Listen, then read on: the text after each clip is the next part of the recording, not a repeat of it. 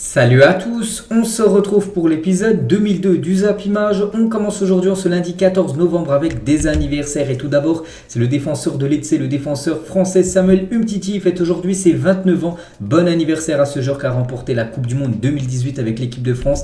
Et également Christopher Nkunku, lui qui aimerait remporter la Coupe du Monde là, qui démarre semaine prochaine.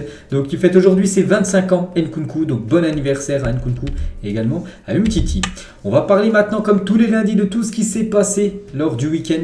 Et il y avait beaucoup de matchs bien sûr. Et c'était les derniers matchs avant la Coupe du Monde. On commence tout d'abord avec le championnat français. Hier soir, Monaco contre l'équipe de Marseille. Et c'est Marseille qui s'est imposé 3-2 du côté du stade Louis II.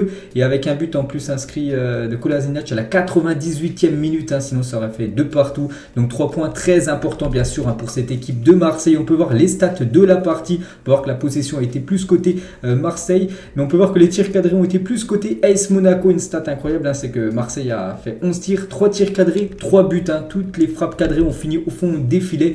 Donc la dernière fois que c'est arrivé pour l'équipe de Marseille, ça remontait au 20 décembre 2011 contre Nancy. Vous avez gagné 3. Également, vous avez eu 3 tirs cadrés, 3 buts. L'OM a mis tout son cœur en une du journal L'équipe aujourd'hui. Donc choqué par la grave blessure d'Amin Harit, le milieu de terrain marocain, sans doute forfait pour la Coupe du Monde. Les Marseillais ont trouvé la force d'arracher une précieuse victoire dans le temps additionnel grâce à ce but de Kolasinac à la 98e minute. Mais nous on revient les gars sur Amin Harit. Et ça bien sûr c'est un énorme coup dur pour Amin Harit et aussi pour la sélection marocaine. Parce qu'Amin Harit est probablement forfait pour le mondial. Donc hier il a joué. Et hier il a une grave blessure. Donc Amin Harit souffre d'une rupture des ligaments croisés. Donc la Coupe du Monde commence dans 6 jours exactement. Ligaments croisés, quand j'entends ligaments croisés, c'est souvent minimum 6 mois. Donc bien sûr, il est forfait. Et ça, c'est un énorme coup dur déjà pour le joueur. Parce que bien sûr, on peut comprendre qu'il avait une envie énorme de jouer la Coupe du Monde. Et c'est un gros coup dur pour le Maroc et aussi pour l'équipe de Marseille. Tout d'abord, bon rétablissement à Amin. Donc il devait s'envoler aujourd'hui pour le Maroc. Sa valise pour la Coupe du Monde était prête. Donc on peut voir que les réactions par exemple de Payet ou même Fofana après la blessure d'Amin Harit. Donc je ne vous montre pas les photos de sa blessure. Je les ai vues. Et voilà, j'ai pas envie de vous les montrer tout simplement. Parce que voilà, c'est quand même dur bien sûr. Donc voilà, Payet ou même Fofana bien sûr étaient choqués par la blessure d'Amin Harit. Guendouzi sur Amin Harit en fin de match. C'est un garçon exceptionnel dans le vestiaire et sur le terrain. Ça me fait mal au cœur. J'espère qu'il se rétablira vite. On l'a fait pour lui. On avait à cœur de le faire. C'est un gars de notre famille bien sûr. Même Igor Tudor, il a dit je n'ai pas de sourire ce soir. Amin s'est blessé, ça a l'air grave. Je suis triste malgré la victoire bien sûr de l'équipe de Marseille les gars. Voilà, cette blessure éclipse on va dire cette victoire. Et Axel Disasi, c'est lui qui était au contact avec Amin Harit. Il a dit sur la dernière action, il n'y avait pas faute. Sur les 15 dernières minutes, l'arbitre était pour Marseille. On fait du foot, pas de la danse. Donc voilà, comme les mots forts quand même d'Axel Disasi. C'est quand même des mots très choquants on peut dire. Puis Disasi se fait actuellement insulter par des supporters marocains sur Instagram après la blessure d'Amin Harit. Donc il a eu beaucoup d'insultes. Donc ça aussi, je vais pas vous les montrer les gars, les insultes qu'il a subies. Bon, ça aussi, ça n'a rien à voir dans le football. On n'aime pas voir ça. Mais bon, voilà ce qui s'est passé hier, bien sûr, du côté du stade Louis II. Donc on continue bien sûr toujours sur cette rencontre. Cette fois-ci, on va parler du match. Et les notes de Monaco OM. Donc la belle soirée de Verretou, il a obtenu une note de 7 sur 10. Et le cauchemar de Badiachil, une note de 3 sur 10. Le défenseur monégasque, on peut voir que Jordan Verretou, les gars, il est un peu partout ce joueur qui va disputer, vous savez, la Coupe du Monde. Regardez chaque point vert, donc c'est un ballon touché bien sûr par Jordan Verretou, en plus buteur. Verretou, on va parler de Dimitri Payet, de nouveau il a commencé sur le banc, il rentre en cours de jeu, exactement à la 62e minute et jusqu'à la fin de match. Donc il a délivré 2 passes dès à la 83e et à la 98e minute pour le but de Kolasinac. C'est lui qui fait la passe D tout simplement pour le but de Kolasinac de la tête. Et Payet a délivré le 12e doublé de passes décisives en carrière, de sa carrière en championnat. Donc minimum 2 passe dans une rencontre. C'est déjà la 12e fois que ça lui arrive pour Dimitri Payet. Et l'un des fautifs majeurs de la non-victoire de l'OM face à Tottenham en Ligue des Champions, Kolasinac est ce soir le héros qui offre la victoire aux siens avant la trêve. Souvenez-vous, il avait une occasion immanquable contre l'équipe de Tottenham de la tête. Il avait tiré à côté. Donc hier, il s'est un petit peu racheté, on va dire, avec ce but inscrit dans les dernières secondes de la partie du côté de Monaco. Balerdi, les gars, est directement impliqué sur 3 des 6 derniers buts encaissés par l'Olympique de Marseille en Ligue 1. Donc Donc un contre son camp face à Ajaccio, un tir contré face à Lens, hein, et un penalty concédé contre Monaco. Vous savez que Balerdi, c'est toujours en dents de scie, on va dire, hein, ses prestations du côté de Marseille. Et Marseille quand même remporte ce match, hein, et Marseille a remporté sa 500e victoire, toute compétition confondue au XXIe siècle, hein, depuis l'an 2000 les gars, c'est quand même la 500e victoire de l'équipe marseillaise, hein, toute compétition confondue. On va féliciter bien sûr l'OM, hein, et la communion entre les joueurs de l'OM et les supporters en fin de match, hein, bien sûr, hein, vu qu'il y avait beaucoup de supporters qui ont fait le déplacement entre Marseille et Monaco, et le parcage visiteur était totalement rempli bien sûr, hein, donc voilà, bien sûr les joueurs sont partis communier avec les supporters à la fin du match, et le stade Louis II Vélodrome, hein, tout le monde sauf l'ASM, les fans de l'OM sont chauds sur Monaco, donc club résident tout en bas par exemple, on peut voir tout le monde sauf l'AS Monaco, voilà, du côté du stade Louis II, parce qu'on sait qu'il y a toujours une très faible affluence, hein, lors des matchs à domicile, hein, pour cette équipe monégasque. Et bien il y avait du beau monde hier, hein, dans les tribunes. Aurélien Tchouameni, l'ancien joueur de Monaco, joueur du Real Madrid, il était présent tout simplement pour assister à cette rencontre hier. Il y avait aussi Florian Thauvin, l'ancien Marseillais, maintenant il joue du côté du Mexique, il était également dans les travées du stade Louis II.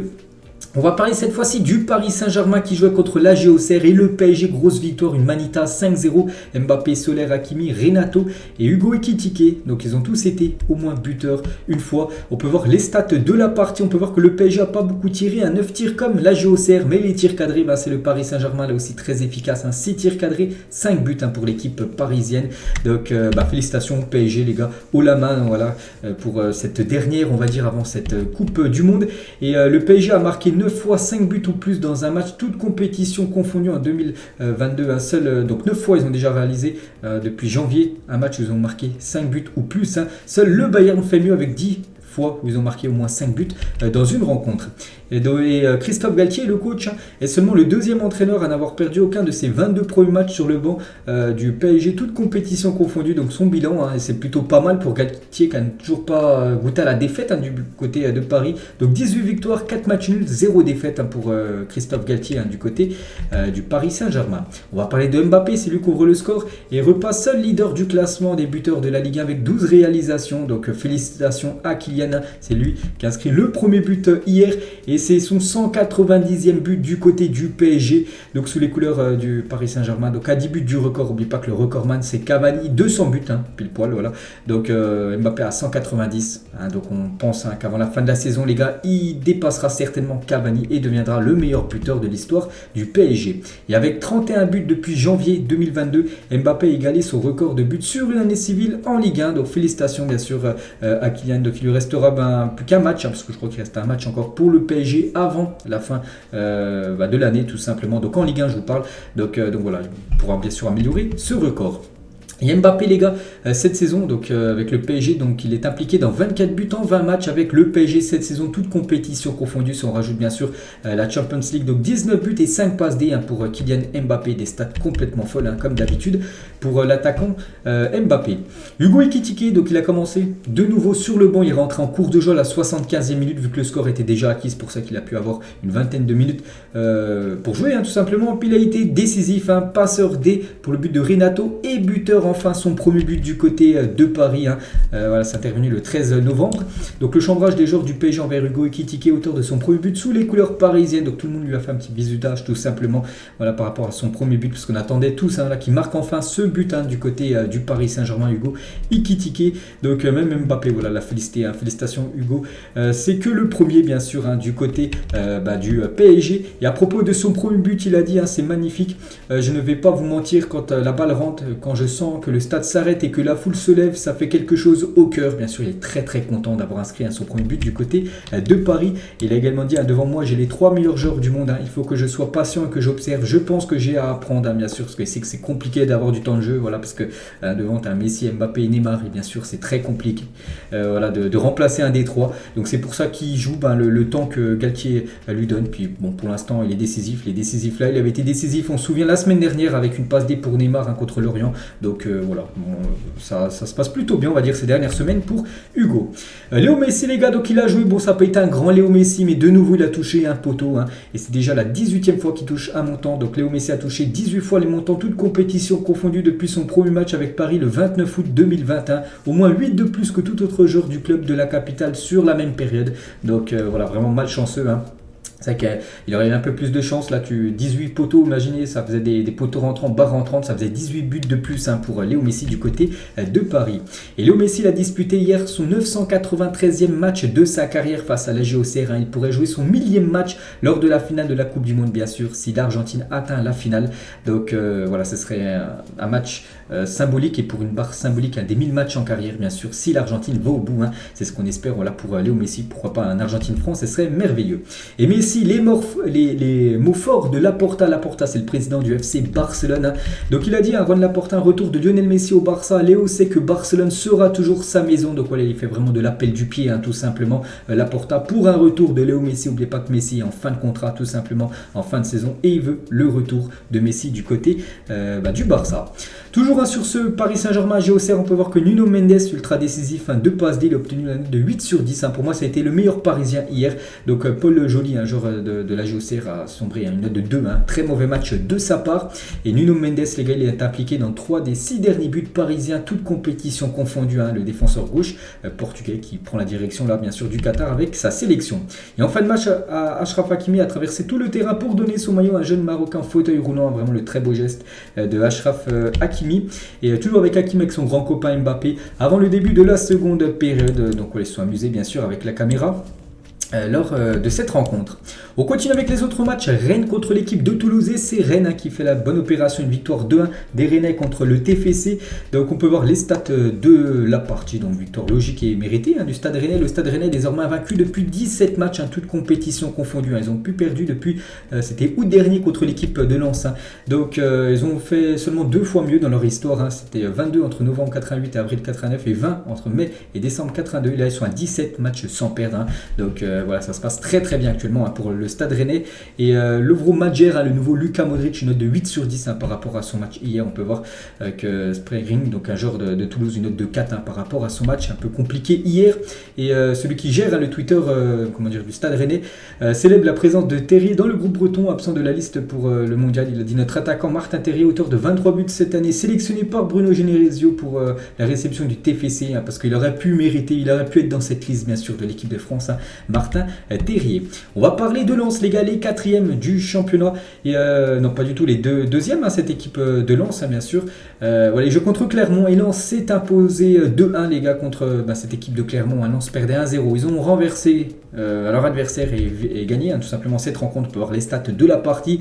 Donc c'est 16 tirs, 3 buts, enfin 3 tirs cadrés, 2 buts pour cette équipe de Lens. Et Lens a remporté chacun de ses 5 derniers matchs de Ligue 1. Plus longue série en cours, et ça plus longue depuis février-avril 1998, où vous avez enchaîné 7 victoires tout simplement d'affilée, sur 5 victoires d'affilée comme cette équipe de Lens. Et Lens a remporté chacune de ses 8 dernières réceptions de Ligue 1. Sa plus longue série sur une même saison sur ces terres, tout simplement. C'est une saison historique à domicile. Les 8 derniers matchs, 8 victoires. N'oubliez pas qu'ils ont tout gagné cette saison. À domicile, ils ont lâché aucun point, que des victoires. Le prochain match pour eux à domicile, ça sera contre le Paris Saint-Germain. On verra bien sûr si cette très belle série va continuer pour eux. Et 15e fois d'affilée que Bollard affiche complet, c'était samedi bien sûr. Et de nouveau, c'était un match qui s'est joué à guichet fermé, bien sûr. N'oubliez pas que Lens, je vous ai dit, ils sont 2e et ils peuvent prétendre à une place en Champions League saison prochaine. Strasbourg contre Lorient, les gars. Lorient un partout, Mofi et Diallo, les 2 buteurs du match. On peut voir les stats de la partie. Strasbourg a beaucoup tenté, mais c'est bien Lorient, on va dire, qui prend comme ce point. Lorient enchaîne les matchs, mais Lorient ne gagne plus. C'est que Lorient, les gars, ils avaient enchaîné beaucoup de victoires en début de saison. Là, c'est un petit coup d'arrêt. Mais bon, Lorient est quand même vaincu lors de ses 5 derniers matchs de Ligue 1 à l'extérieur. 3 victoires et 2 matchs nuls. Mais bon, Lorient, les gars, quand même, sur les 5 derniers matchs, là, soit à extérieur ou domicile, aucune victoire pour cette équipe de Lorient. Et Mofi, les gars, donc il a inscrit quand même son 10e but en Ligue 1 cette saison. Donc on va féliciter bien sûr Terem Mofi, les gars, 3e meilleur buteur du championnat français. Il y avait aussi Lille contre Angers, et c'est Lille qui s'imposait 1-0. Diallo, le défenseur portugais, l'unique buteur du match. Félicitations aux Lillois, on peut voir les stats de la partie. Et Lille a trouvé le chemin des filets lors de chacun de ses 12 derniers matchs à domicile en Ligue 1, 20 buts au total. Donc sa plus longue série depuis février-décembre 2020, 12 matchs également d'affilée où il marquait au moins un but, on va dire, cette équipe lilloise. Donc voilà, il y a souvent du spectacle avec les matchs de Lille. Et Diallo, l'unique buteur du match, on peut voir qu'il a obtenu un de 7 sur 10, ce qui équivaut à un beau match de sa part. Et la célébration d'Amin Salama, qui pensait avoir marqué avec l'équipe de Angers. Donc il a fait la célébration de Cristiano Ronaldo. Malheureusement, son but a été refusé dans la foulée. guidé par l'assistance vidéo. Il y avait aussi Nantes contre l'AS Ajaccio, score final 2-2, donc Nantes perdait 2-0 et Nantes a arraché le match nul grâce à Ganago en toute fin de match, donc voilà. Et on peut voir les stats de la partie. Et concernant cette équipe de l'AS Ajaccio, les gars, Youssef Bellali, encore un gros match de sa part, quelle performance du joueur algérien, donc un but et une passe D, en gros il est décisif sur les deux buts de son équipe corse, et depuis qu'il a rejoint cette équipe de l'AS Ajaccio, Youssef Bellali, c'est 5 matchs, 3 buts et 4 passes décisives, donc décisives sur 7 buts sur ces 5 matchs disputés, donc c'est des très très belles stats, bien sûr c'est l'homme fort du côté de cette équipe de Ajaccio. Il y a aussi Brest contre Troyes, Brest s'est imposé de 1 contre les Troyens. On peut voir les statistiques de la partie. Et pour finir, Montpellier contre Reims. Ça s'est joué en fin de match. Reims inscrit le premier but à la 87e. Égalisation de Delaye à la 91e minute. Score final important entre ces deux équipes. Du coup, tous les résultats de cette journée de Ligue 1. Donc je vais parler bien sûr de tous les résultats. On peut voir le classement des meilleurs buteurs. C'est Mbappé le premier, un seul maintenant avec son but hier. 12 pour Mbappé, 11 pour Neymar et 10 pour Tarem Mofi. On peut voir David Lacazette, Thierry, même Balogun. 9 et Balogun. Lui il a 8 buts inscrits avec son équipe de Reims. Et le classement les gars après cette 15e journée, donc le PSG en tête à 5 points d'avance sur son équipe, qui poursuit le PSG, donc l'équipe de Lens, Rennes les gars 3e, Marseille avec sa victoire revient dans le top 4, donc 4e, Lorient 5e, on peut voir que Lyon 8e, donc les 4 derniers Auxerre, Ajaccio, Strasbourg, Angers sont en danger. N'oubliez pas que c'est les 4 derniers qui descendront la saison prochaine en Ligue 2. Et rendez-vous le 28 décembre prochain les gars, donc la finale de la Coupe du Monde les gars c'est le 18 décembre, donc 10 jours après ça sera déjà le retour de la Ligue 1 pour la suite de ce championnat. Bien sûr là pendant quasiment un mois et demi il n'y aura plus de Ligue 1 bien sûr vu que c'est la trêve de la Coupe du Monde. Et on va parler aussi rapidement de la Ligue 2 les gars.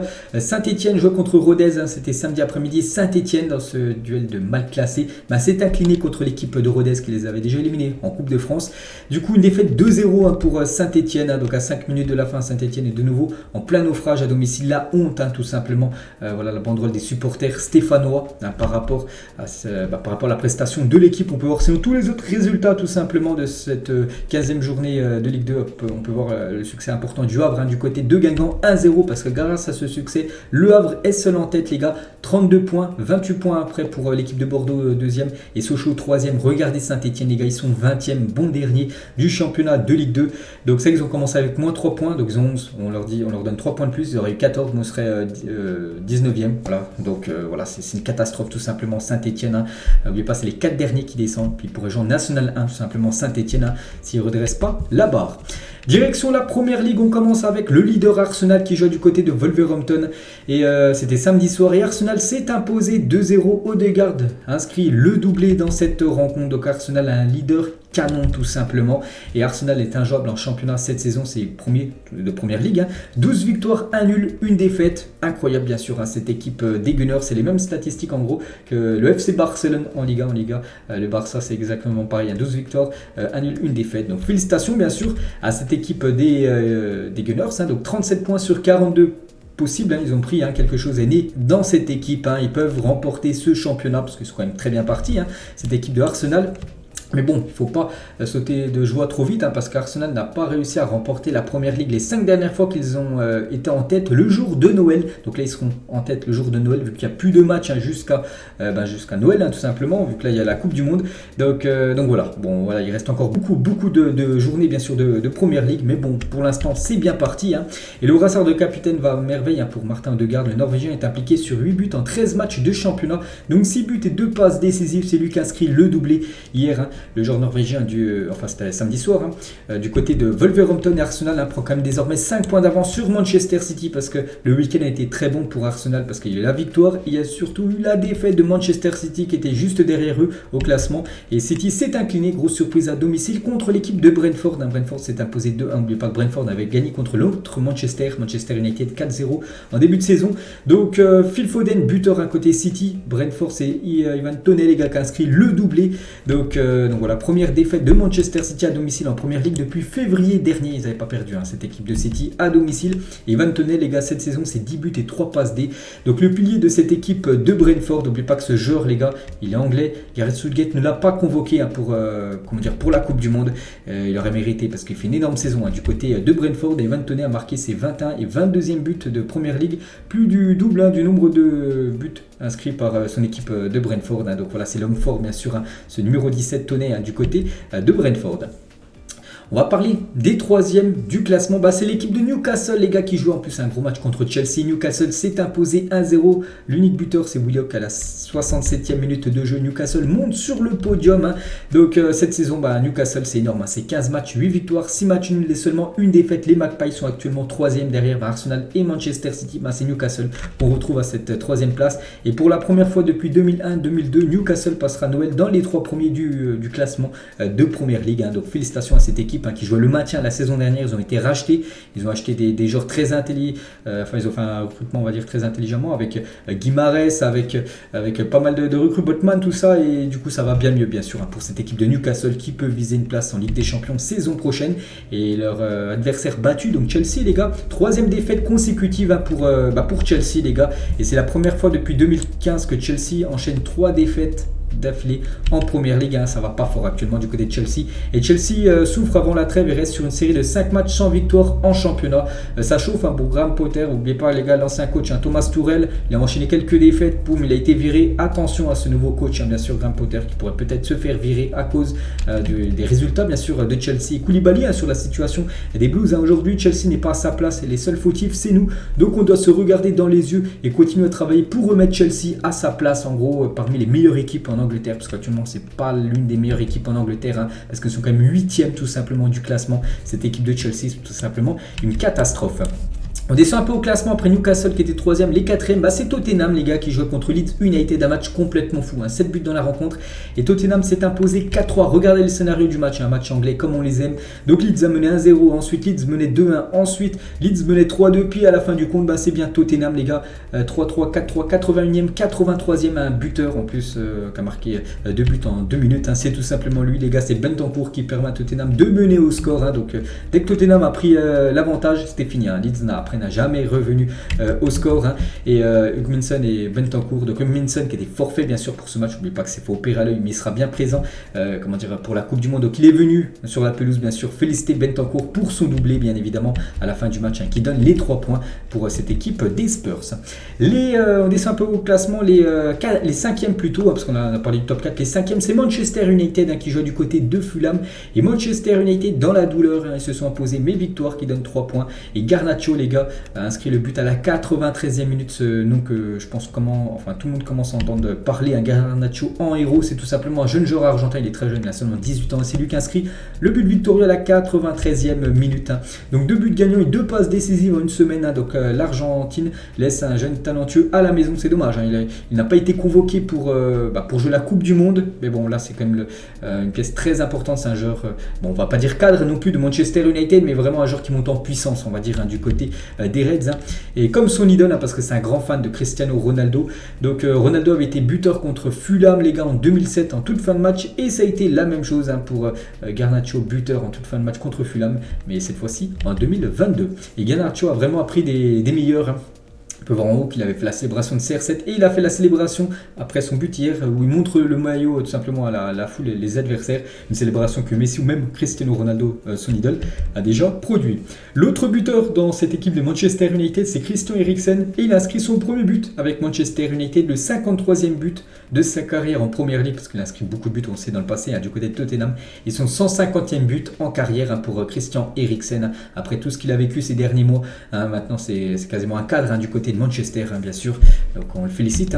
Le Danois, on va féliciter aussi Bruno Fernandes, pas Guimarães. Bruno Fernandes, les gars, il a disputé son 100e match de première ligue du côté de Manchester United, 38 buts et 26 passes décisives, c'est pas mal, les gars. Il est le 4e joueur le plus décisif, donc 64 buts plus passes D combinés de l'histoire du club après 100 matchs de championnat. Donc félicitations bien sûr à Bruno Fernandes. On descend un peu au classement, les 6e, les gars, c'est l'équipe de Liverpool qui joue contre Southampton, et Liverpool s'est imposé 3-1. Donc Firmino, un but, et Darwin Núñez, le doublé pour Darwin Núñez. Donc félicitations à lui. Et Nunez est loin de réaliser un début de saison ridicule pour ses premiers mois à Liverpool, à 9 buts et 2 passes D. Donc en 940 minutes avec Liverpool cette saison, toute compétition confondue, c'est pas mal tout simplement les stats de l'attaquant uruguayen qui va jouer la Coupe du Monde. Et Nunez marque en moyenne ou fait une passe décisive toutes les 88 minutes cette saison. Donc en gros, quasiment un match à chaque fois il est décisif, soit buteur, soit passeur D, l'attaquant Darwin Nunez. Et l'autre buteur les gars, c'est Firmino, il a inscrit hier un but. Et c'est son 9e but de la saison pour Bobby Firmino là, qui part en vacances parce que n'oubliez pas qu'il n'est pas convoqué avec le Brésil pour jouer cette Coupe du Monde. Andy Robertson les gars, il a délivré une passe D ce week-end. Il a égalé Leighton Baines en tant que défenseur avec le plus de passes décisives dans l'histoire du championnat anglais. C'est déjà sa 53e passe décisive pour Andy Robertson du côté de la première ligue. Et c'est tout simplement un record. N'oubliez pas qu'il est latéral. Et voilà, il marque, enfin il donne beaucoup de caviar tout simplement. Robertson il marque aussi de temps en temps des buts. Et toujours avec Liverpool les gars, on va féliciter aussi James Milner. Il a disputé son 600e match tout simplement dans sa carrière en première ligue. On parlait de Bruno Fernandes, lui c'était 100, donc lui 600 pour James Milner. Il y a seulement 3 joueurs qui ont disputé plus de matchs que lui dans le championnat anglais. Donc Frank Lampard 609, Ryan Giggs 632, le recordman c'est Gareth Barry, 653 matchs disputés en première ligue. Il y a aussi Brighton contre Aston Villa et c'est Aston Villa qui s'est imposé 2-1. Donc Ings a inscrit un doublé dans cette rencontre. McAllister côté Brighton a inscrit un but à la première minute de jeu. Aston Villa a remporté 3 de ses 4 derniers matchs de première ligue autant que lors de ses 16 matchs précédents. Donc ça se passe plutôt bien actuellement. Pour l'équipe de Villa, on peut voir sinon tous les autres résultats. Donc on peut voir par exemple, il y a Nottingham Forest, ça a enfin imposé 1-0 contre Crystal Palace. West Ham s'est incliné 2-0 contre Leicester. On peut voir le classement des meilleurs buteurs. Donc Haaland qui a joué contre l'équipe de Brentford, il n'a pas été buteur, donc il reste à 18 buts. Harry Kane 12 buts et Ivan Toney qu'on a parlé tout à l'heure avec son doublé, il a 10 buts Ivan Toney. Donc voilà les meilleurs buteurs du championnat anglais. Et le classement les gars avant cette longue trêve, tout simplement synonyme de Coupe du Monde. Donc Arsenal en tête, donc 5 points d'avance quand même sur City. Donc Newcastle 3e, Tottenham 4e, Manchester United 5e et Liverpool 6e, Chelsea 8e du classement. Ça va pas fort actuellement pour cette équipe des Blues. La première ligue les gars c'est désormais terminé. Donc le prochain match ça sera le 26 décembre prochain avec un Brentford contre l'équipe de Tottenham. Brentford s'est imposé contre City, souvenez-vous ce week-end. Donc ce sera le prochain match on va dire de première ligue. Ils recevront l'équipe de Tottenham le 26 décembre prochain. Direction, là, normalement le 3e championnat, je parle de la Liga, il n'y avait pas de Liga ce week-end, donc du coup on passe directement au championnat italien. Naples, leader contre Udinese, et Naples les gars continue sa folle série, une victoire 3-2 contre Udinese. On peut voir que Victor Osimhen de nouveau il a été buteur, et 11e victoire quand même de suite pour Naples, 11 victoires d'affilée en championnat, donc c'est incroyable. Donc en tout cette saison c'est 15 matchs, 13 victoires, dont 11 d'affilée, 2 matchs nuls, 37 buts inscrits, meilleure attaque, 12 buts encaissés, 3e meilleure défense. Les futurs champions peut-être, c'est vrai qu'ils impressionnent tous, ils impressionnent l'Europe on peut dire, cette équipe de Naples. Ils peuvent bien sûr remporter ce championnat, ça fait longtemps qu'ils n'ont pas remporté le Scudetto. Et les hommes de Spalletti rejoignent la Juventus en étant les seules équipes à avoir remporté 13 de leurs 15 premiers matchs dans l'histoire du championnat italien. Il y avait seulement la Juventus qui a réalisé cet exploit. Maintenant on peut rajouter l'équipe de Naples, avoir gagné 13 de ses 15 premiers matchs en Serie A. Et aussi même je dis encore buteur les gars, et ça passe plutôt bien pour lui, donc 11 matchs, 9 buts et 2 passes décisives. Il est inarrêtable actuellement, Victor Osimhen. Les Dauphins de Naples, c'est l'équipe de l'AC Milan. Donc Milan joue contre la Fiorentina, une victoire de l'AC Milan 2-1. Donc Raphaël Leao buteur à la 2e minute et Milenkovic donc un but contre son camp les gars, la 94e minute permet tout simplement à Milan de prendre 3 points de plus. Et Raphaël Leao, je vous ai dit, il a inscrit un but au bout de 2 minutes de jeu. Regardez sa célébration les gars, la célébration tout simplement de Cristiano Ronaldo. Il y a beaucoup de joueurs qui s'inspirent de la célébration que CR7 fait lors des derniers matchs.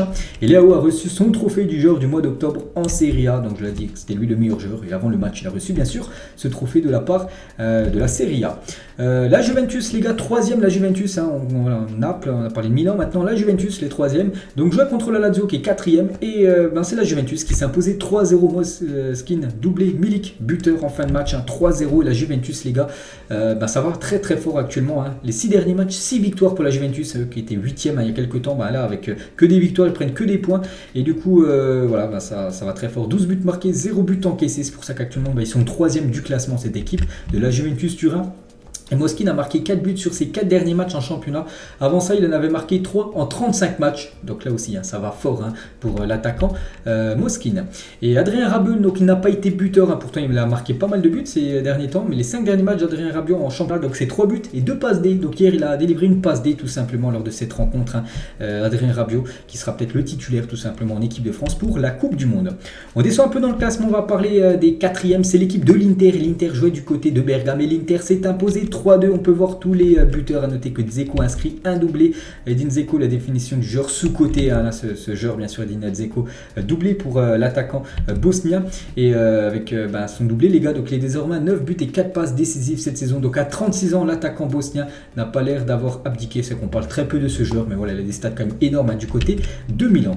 Et l'entraîneur de l'Inter Milan, c'est Simone Inzaghi. On peut voir qu'il a dirigé son 250e match en Serie A. Voilà, Simone Inzaghi, on le félicite. Et côté Atalanta, Gasperini, les gars, le coach de cette équipe de Bergame, lui, c'était son 500e match dirigé en Serie A pour le coach italien.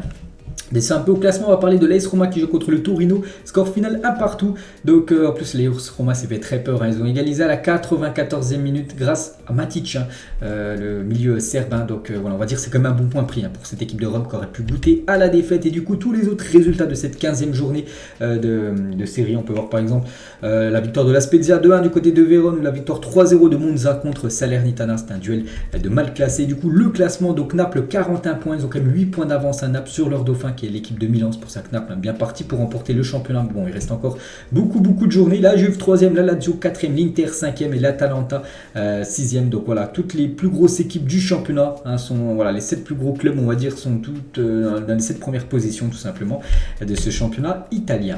On prend la direction de l'Allemagne. On commence avec le leader, le Bayern, du côté de Schalke 04. C'était Schalke 02 parce que Schalke a perdu 2-0 contre le Bayern. Gnabry Choupo-Moting, buteur, et 10 buts en 9 matchs pour Choupo-Moting. Il est complètement incontournable en ce moment, l'attaquant camerounais, qui jouera contre le PSG certainement, parce qu'oubliez pas que le Bayern jouera contre Paris, puis ça sera certainement lui qui sera titulaire en attaque. Puis actuellement ça va très très fort pour Choupo-Moting du côté du Bayern.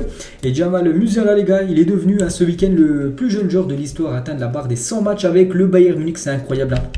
Il a seulement 19 ans, il a déjà disputé plus de 100 matchs avec le Bayern Munich. Incroyable. Donc en plus, il a été bon hier. Donc il a délivré 2 passes voilà, ce week-end. Donc les 2 buteurs, en gros, ils ont reçu des caviars de Jamal Musiala, voilà, pour sa 100e du côté du Bayern Munich. Et ses stats, les gars, cette saison, c'est 12 buts et 9 passes D. Donc il est impliqué dans 21 buts en 22 matchs. Le jeune joueur de 19 ans, bien sûr, un joueur qui pourra peut-être prétendre à remporter le Ballon d'Or dans quelques années. Les dauphins du Bayern, les gars, c'est plus Union Berlin, on le sait, c'est l'équipe de Fribourg, parce que Fribourg hier a mis une grosse correction, 4-1 à l'équipe de Union Berlin. On peut voir les buteurs du match, Griffo, les gars, à hauteur d'un triplé dans les 20 premières minutes, 4e, 6e et 20e minute, il avait déjà inscrit un triplé. Donc ce match complètement fou, un penalty pour Fribourg, donc marqué par Griffo, doublé Griffo à la 6e minute, penalty raté pour l'Union à la 10e minute, 19e carton rouge pour l'été, donc un joueur de Union Berlin, et du coup penalty encore pour Fribourg et le triplé de Griffo, donc 2 buts sur penalty pour Griffo, et un autre but dans le jeu, ce qui fait un triplé en 20 minutes de jeu pour l'attaquant italien, je crois que c'est un attaquant italien, Griffo, donc félicitations lui, félicitations à Fribourg.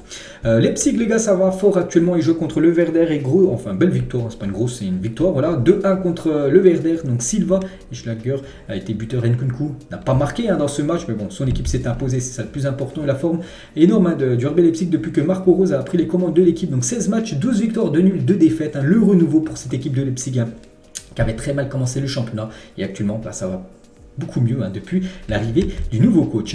Il y avait aussi Mayence contre Francfort, un partout. Noté que du côté de Francfort, c'est Kolo-Muani, les gars, l'ancien joueur de Nantes qui a inscrit le buteur. Donc Muani, les gars, il nous régale cette saison, 8 buts et 11 passes D, toutes compétitions confondues, c'est énorme quand même pour l'ancien Nantais, maintenant joueur de Francfort. Et sinon on peut voir tous les autres résultats. Dortmund, j'en ai parlé samedi parce qu'ils avaient joué vendredi soir, ils ont perdu 4-2 du côté de Gladbach, cette équipe du Borussia. On peut voir du coup le classement des meilleurs buteurs avant cette longue trêve de Coupe du Monde.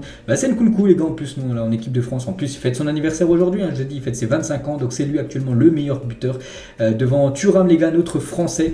Donc voilà, on m'amuse à la 9 buts, donc voilà, il y a pas mal de pépites, on va dire, parmi les meilleurs buteurs en Allemagne. Et le classement, les gars, après 15 matchs, donc c'est bien l'équipe du Bayern qui commence à creuser un petit peu l'écart sur Fribourg, 4 points d'écart entre le Bayern et Fribourg deuxième, le RB Leipzig qui était quasiment 12-13e. Je me souviens il y a quelques temps où j'en parlais, ils sont 3e maintenant, RB Leipzig et Francfort 4e, le Borussia Dortmund est actuellement 6e. Quelques résultats dans les autres championnats. L'Ajax, les gars, fait 3 partout contre l'équipe de Emmen pour leur dernier match avant la Coupe du Monde. Un troisième match sans victoire pour l'Ajax, qui peut voir Feyenoord prendre le large en tête du championnat. Et le PSV, les gars, l'autre grand club aux Pays-Bas, s'est incliné 1-0 contre l'équipe de Hazel Alkmaar. On va parler de la Coupe du Monde, les gars. Donc, vous savez que ça commence dimanche, là, qui arrive, dans exactement 6 jours. La Coupe du Monde, les Bleus arrivent lundi midi à Clairefontaine. Donc là, quand vous regardez la vidéo, normalement, c'est le rassemblement. Ils sont tous en train de se retrouver du côté de Clairefontaine. N'oubliez pas que le groupe France, les gars, prendra la direction du Qatar. Ça sera après-demain, mercredi, qui s'envoleront au Qatar pour poser leur marque et joueront leur premier match. C'est dans exactement 8 jours, les gars. C'est le 22. Voilà, c'est le 22 novembre, mardi prochain, qui jouent leur premier match contre l'équipe de l'Australie. Une grosse info, les gars, que j'ai pu voir ce matin. Donc, Marcus Thuram est appelé comme 26e joueur par Didier Deschamps. Il rejoindra ses coéquipiers ce midi. Donc, Marcus Thuram, on a parlé juste avant, en plus, vu qu'il est très bien classé dans le classement des meilleurs buteurs du côté de la Bundesliga. Donc, vous savez que Deschamps avait 25 joueurs, du coup il a appelé un autre joueur, c'est Marcus Thuram, je ne sais pas pourquoi il a appelé pas directement la liste la semaine dernière, bref voilà, Thuram est appelé et voilà, il sera dans la liste de l'équipe de France bien sûr pour cette Coupe du Monde, donc félicitations bien sûr au fils de Lilian Thuram. Donc voilà les gars, la fin de cet épisode, j'espère que ça vous a plu, on se retrouve plus tard tout simplement pour une prochaine vidéo, ciao à tous.